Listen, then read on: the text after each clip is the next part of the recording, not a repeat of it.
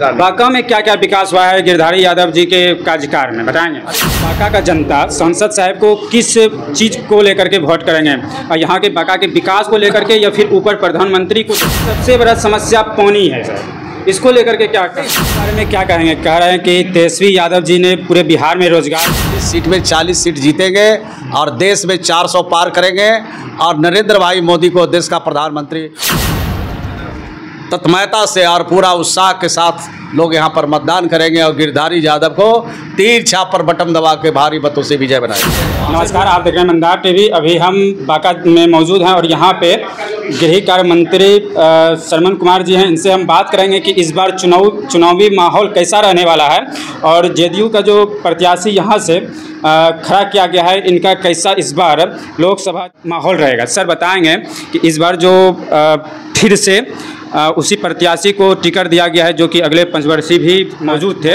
इस बार क्या रहेगा उनका? इस बार भारी मतों से जीत करके जाएंगे और बिहार में एनडीए का लहर है। 40 सीट में 40 सीट जीतेंगे और देश में 400 पार करेंगे और नरेंद्र भाई मोदी को देश का प्रधानमंत्री पुनः तीसरी बार बनाएंगे।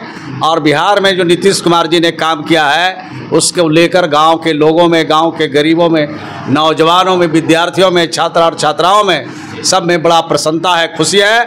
और इस बार पूरी तत्मयता से और पूरा उत्साह के साथ लोग यहाँ पर मतदान करेंगे और गिरधारी यादव को तीर छाप पर बटन दबा के भारी मतों से विजय बनाएंगे। सर रोजगार के बारे में क्या कहेंगे? कह रहे हैं कि तेजस्वी यादव जी ने पूरे बिहार में रोजगार दिया है, उनके बारे में क्या कहना चाहेंगे? अरे भाई, रोजगार जो नीतीश कुमार ने दिया है उसका जोड़ा देश का कोई राज नहीं लगा सकता है। तेजस्वी यादव से पूछिएगा कि जब उनके माता पिता का राज था तो रोजगार आप दिए थे कि रोजगार छिन रहे थे? कोई भी रोजगार तभी मिलता है जब मुख्यमंत्री की इच्छा शक्ति होती है, मुख्यमंत्री का सोच होता है, मुख्यमंत्री का विजन होता है, तब कोई रोजगार मिलता है। तो रोजगार के क्षेत्र में बिहार अव्वल है और नौकरी देने में भी बिहार अव्वल है। हम जिस विभाग के मंत्री हैं, ग्रामीण विकास विभाग के, 10,47,000 जीविका का समूह हमने बनाया है। 1,30,00,000 परिवार तक हम लोग पहुँचे हैं।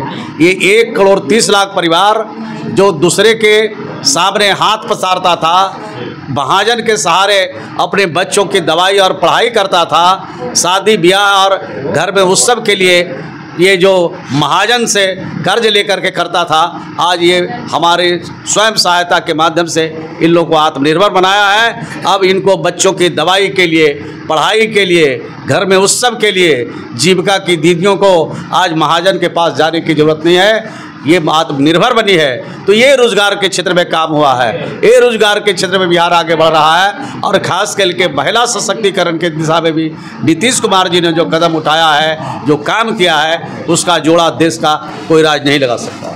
सर बांका का जनता सांसद साहब को किस चीज़ को लेकर के वोट करेंगे, और यहाँ के बांका के विकास को लेकर के या फिर ऊपर प्रधानमंत्री को देकर? अरे भाई, देश के प्रधानमंत्री जी ने, बिहार के मुख्यमंत्री जी ने जो काम किया है वो सिर्फ बांका के लिए नहीं किया, पूरे बिहार के लिए किया, हर बिरादरी के लिए किया, हर घर के लिए किया, हर धर्म और मजहब के मानने वाले के लिए किया।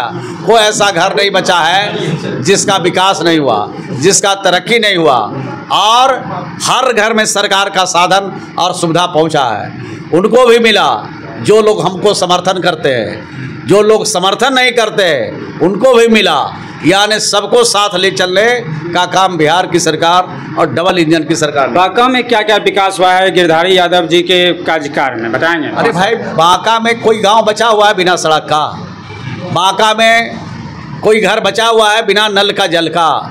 हर गली नली का पक्कीकरण हुआ, घर में नल का जल पहुंचा, हर घर में शौचालय का निर्माण कराया, गांव में विद्यालय का भवन जाके देखो कैसा बना है। तो हर घर में और हर गांव को सुविधा से लैस किया है। और जो कमी रह गई है थोड़ी बहुत, उसको आने वाले दिनों में। बांका में सबसे बड़ा समस्या पानी है सर, इसको लेकर के क्या करें? हमने तो कहा कि यहाँ पर तो पानी के अंदर बहुत सारी समस्या है। सर पानी का योजना जो है कि पीएचडी विभाग को दे दिया गया है, लेकिन तब पर भी अभी कुछ गांव ऐसा है जहाँ पे हम खुद न्यूज़ बनाने गए हैं कि वहाँ पे पानी नहीं मिला। मैं तो कहा कि 98% की घरों में अभी नल का पानी पहुँचा है।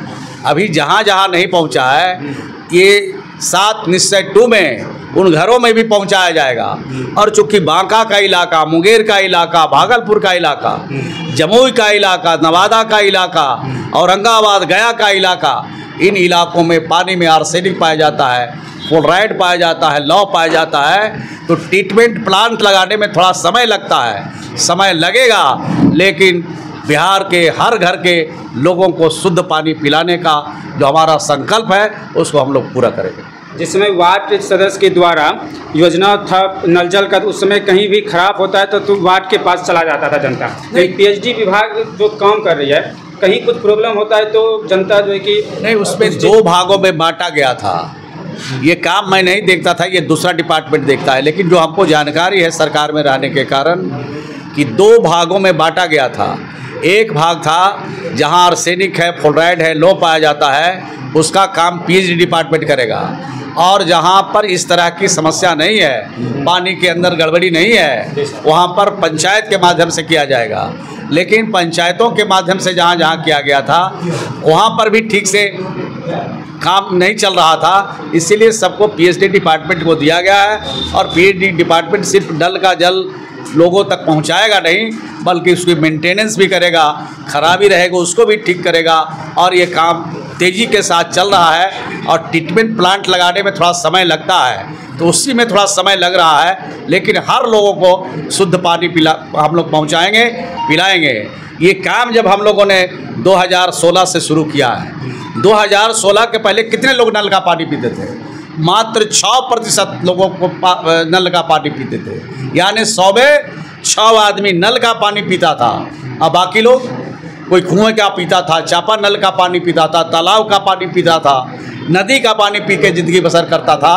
अब तो 98% लोगों के लिए नल का जल पहुंच गया, और जो बाकी है वो दूसरे चरण का जो काम शुरू है उसमें पहुंच जाएगा। एक लास्ट सवाल सर, क्या कारण रह गया कि जदयू एनडीए में चला गया, इसके बारे में? अरे समय की मांग है, परिस्थिति बदलती रहती है, राजनीति संभावना का खेल है, संभावना के हिसाब से राजनीति चलती है। बहुत बहुत धन्यवाद सर। तो इसके बारे में आप क्या कहना चाहेंगे, कमेंट बॉक्स में लिखेंगे। जय हिंद, जय भारत।